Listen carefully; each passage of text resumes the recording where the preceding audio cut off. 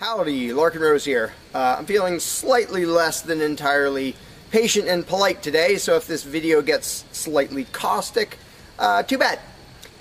This video is for all the people who are constantly saying, well, if not for government, we couldn't have roads, or we couldn't have police, or nobody would care for the poor, or we wouldn't be protected, whether it's from local thugs or from foreign invaders. We wouldn't have this, we wouldn't have that. So thank goodness we have government and taxes, because we wouldn't have any of those things.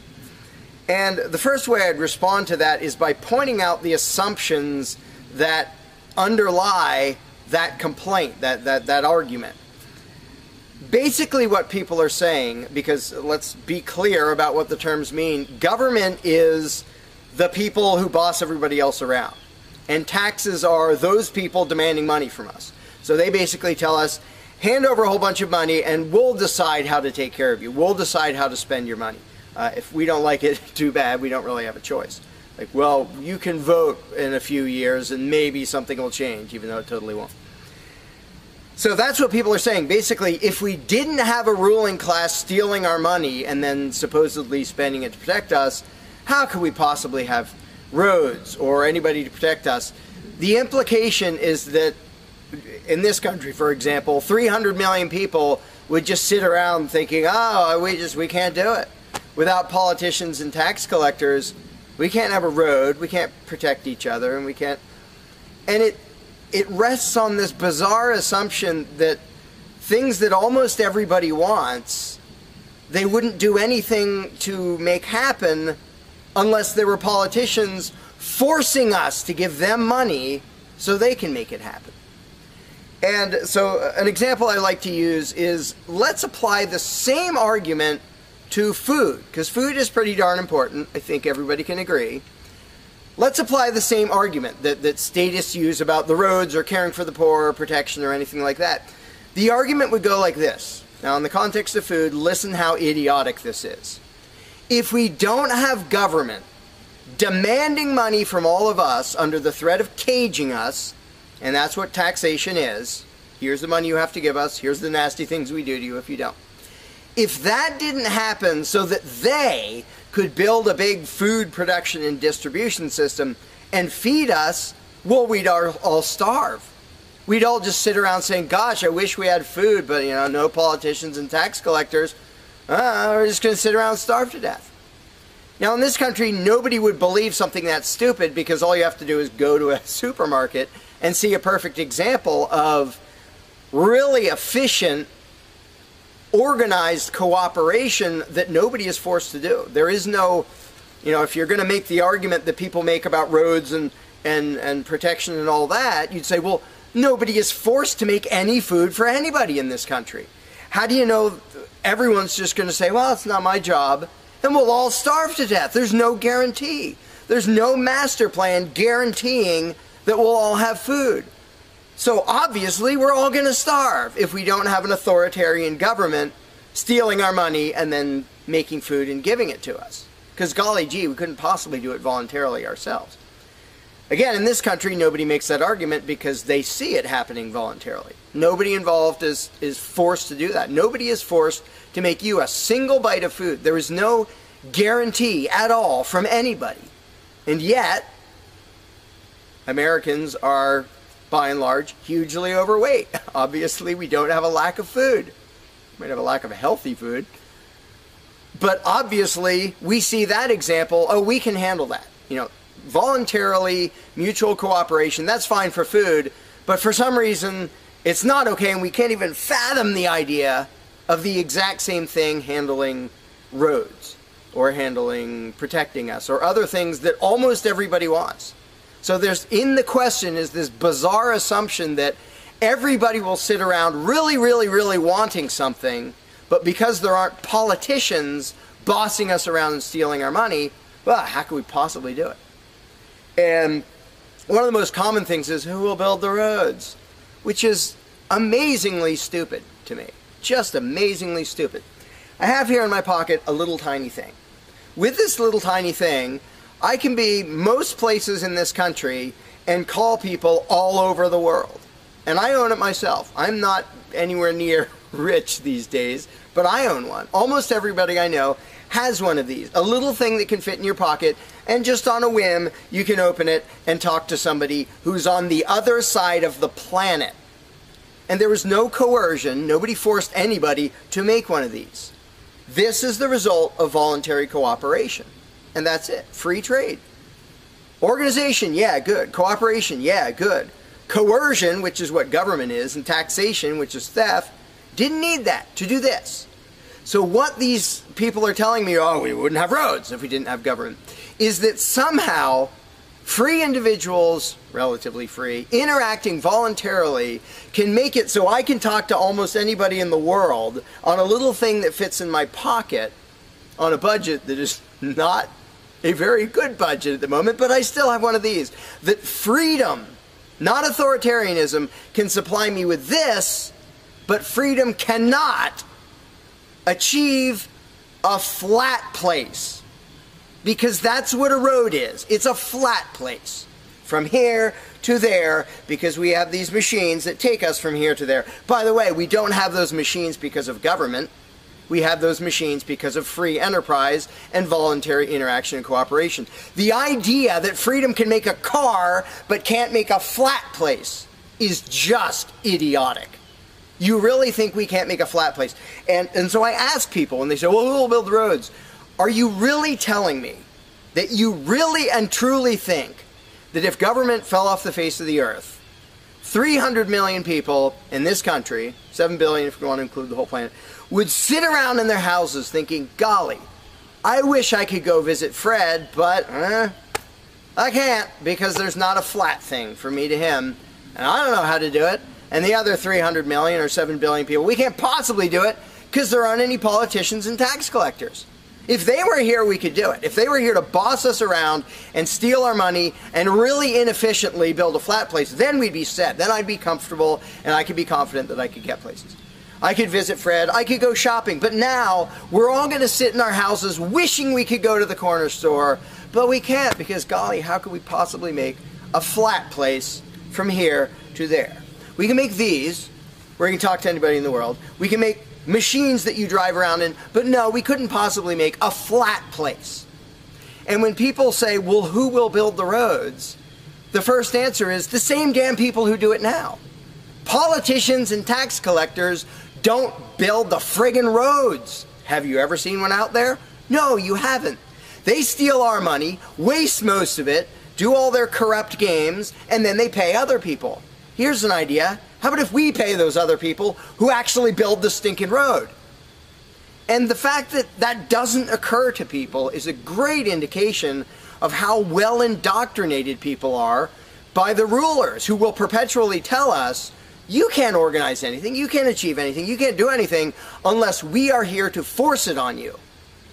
And it's, again, there are a zillion examples, whether it's caring for the poor or protection or roads, obviously, where most of the population will say, I'm really concerned that poor people won't be taken care of, which means most of the population wants people in need to be taken care of. And if we didn't have politicians stealing our money, how would it happen? Here's an idea. Take some money out of your pocket and give it to one of the people that you think needs help. Why would you not comprehend that, but you would comprehend some guy 1,000 miles away passing a law to send an armed thug to take your money, to waste 90% of it, and then give a little bit to somebody who may just be defrauding the system or may actually need it? And the amount of indoctrination required to make people even ask these questions of how could we possibly do this without government? What do you think government adds to the equation? It doesn't add any resources. It doesn't create anything. Everything it gives away, it steals from us first, by way of taxation. It doesn't add any skills. It doesn't add any knowledge. The people who are here would still be here if the institution of government fell over. We have all the know-how, we have all the resources, all the technology. The only thing it adds is one group that's imagined to have the right to violently assault and control and extort everybody else. So what the question really means is, how could we have a road, or how could I help that poor, or how could that poor person be helped, or how would anybody protect us if there wasn't a gang of thugs with permission to violently control and rob us. And when you recognize that that is literally what the question means, you already see how utterly idiotic it is. And it's completely the result of authoritarian statist indoctrination. Nobody would come up with that on their own. And you obviously don't see that with the example of food or cars or cell phones or anything else. Nobody says, we won't be able to talk to each other unless there's a gang of thugs that's allowed to boss us around and steal our money. And just economically, how stupid you have to be to think that's a good idea. Here are your choices. Let's do this. I'll give you these two choices for how you will be fed from now on. Either you can go spend your own money wherever you want. You can go to the supermarket or the local this or the local grocery, whatever you want. You can go decide what you want, and they'll tell you the price. You decide what you're going to buy and how much. And you can go to different places and you can shop around and you can do all that. That's option number one. But let me warn you, option number one does not give any guarantee that you will be fed. There's no master plan forcing people to feed you. So, oh my gosh, you better be really scared of that option, despite the fact that you can do it day after day and it works really darn well and feeds pretty much not only this country, but with a massive surplus. So that's option number one that apparently statists are scared of. Option number two is politicians will take as much money of yours as they decide to take. Then they will decide what, if anything, they will buy with that money in terms of food to give to you, to feed you. Do you really think that will serve you better, that will feed you better? Yeah, I'm much more comfortable that I'll have I'll be fed, I'll be secure, everything will be okay. If a gang of thugs who doesn't really care about me steals my money and then decides what, if anything, to give me back from what they stole. But that is implied in the question, whatever you put in the blank. How are we going to have blank if not for government? What you're saying is, how can we, the people who really want roads and food and cell phones and protection and all the things that almost everybody wants, how can we possibly have that unless we give someone permission to steal our money and boss us around and then decide what they're going to give us? And the same thing applies no matter what you put in the blank. How will we possibly do blank without government? One of the silly ones is caring for the poor. How will we care for the poor? Think of what that means. Like when more than half the country votes for a party to take care of the poor, it's more than half of the country saying, we're really concerned and we want to make sure that the less fortunate are taken care of, but we don't believe that normal people acting in freedom will take care of them. Well, if the people didn't care about the poor, they wouldn't win the election. By definition, if you vote for a welfare state, you're an idiot. Because either people are heartless bastards and you're going to lose, or people are compassionate and giving and you don't need to win. Just give them your stinking money. But people play the game, and that's the Democratic Party lives off of the idiotic notion that you're all so heartless that you should vote for us to steal your money to give to the poor. And half the country falls for it. Yeah, we're all so heartless that we voted you into office for the specific purpose of taking our money to help the less fortunate. That's just freaking brilliant. How about if half the country just gave their stinking money to the less fortunate? And then the less fortunate would all be rich, because it would be 1 trillion times more efficient than the government version of welfare ever is. Also, it would be actual charity instead of mass theft and corruption and fraud and all that fun stuff. But what takes the cake, the ultimately insane thing, whatever you put in that gap, how can we have blank without a parasitic ruling class and a bunch of hired thieves? It's just a stupid question, but it's extra super stupid when what's in the blank is, how will we be protected? Who will protect us from thieves and robbers if we don't have government? It's the most idiotic question. It's also the most frequent question from statists. So here's what the question literally means. If we don't give a certain gang of people permission to violently control us and take our money under threat of putting us in a cage, who will protect us from people who might commit aggression against us and take our money? Wanting government for that is exactly as brilliant as saying, we have to have a carjacker in our town, Otherwise, somebody might steal our cars. Government is an appointed thief. If you don't think taxation is theft, first of all, you're a really well-trained slave. Second of all, try not paying. See what happens. See if they say, oh, it's quite all right. Or if they say, no, you're going to pay, or we're going to take your stuff, or eventually we'll put you in a cage. And when people say, that's not theft, because we get something back. Learn to think. And I use this example all the time, and all I ever get is stupid looks from statists in response. If I robbed you at gunpoint of $100, and the next day I gave you a sandwich, and you said, what? I said, hey, now everything's fine. Because you benefited. I gave you a service. I gave you lunch, so that retroactively makes it okay that I robbed you at gunpoint. Would you buy that argument? No, you'd say, that doesn't make it okay. I don't care that you gave me a sandwich. And yet every statist makes the exact same argument when it comes to government. Well, we get some stuff for it after they demand our money under threat of violence and putting us in a cage. Then we get services or goods. And we don't get what we asked for, and we get lots of things we didn't ask for. But we kind of get something, and that retroactively makes it okay for them to say, give us this much of every paycheck you make, or we're sending men with guns to take your property. And the slaves justify their own enslavement. I'm proud to pay my taxes. I'm proud to get robbed by a parasitic ruling class and get a little bit back and feel good about it. Like, not only is that legitimate and justified, but I feel proud that I let myself get robbed by a bunch of crooks and parasites. But again, the ultimate thing is protection.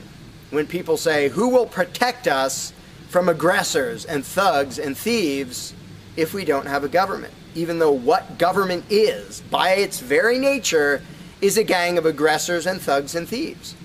They issue commands. Every law they pass is a command backed by a threat of violence. You have to do this, you're not allowed to do that.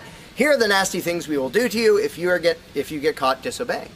I mean, everybody knows that, even though they don't usually say it in terms that blunt and honest and accurate. But to say we need taxes to be protected is as stupid as you can get. It's saying we need theft to avoid theft. And the fact that people are trained to use different words so that this theft sounds okay. It's legalized, it's taxation, and we voted for the people who robbed us. Like, we got to elect our local carjacker, and that means he represents us when he demands our car and points a gun in our face. He's serving us as he steals our car, because he's going to use that car and sell it and make money to make sure nobody else steals our car. That is the essence of government. And the fact that you have hundreds of millions of victims of that scam vehemently defending it and saying, I'm not going to give that up. I don't want to give up government. Who would protect us? I don't want to give up the biggest aggressor on the planet, the biggest thief on the planet. Look at your tax bill and see how much private crooks steal from you. So before you ask that question, before you ask, how could we possibly have roads or protection or water or air or Christmas or Santa Claus or any of the zillion things that statists imagine we can't possibly have without a ruling class, think about what the question actually means. Because when you get to the point where you understand the implications of your own question, asking, how can we possibly have this without a parasitic gang of thugs robbing us? When you actually understand what you're really asking, you won't ask the question because you will realize it's completely freaking idiotic.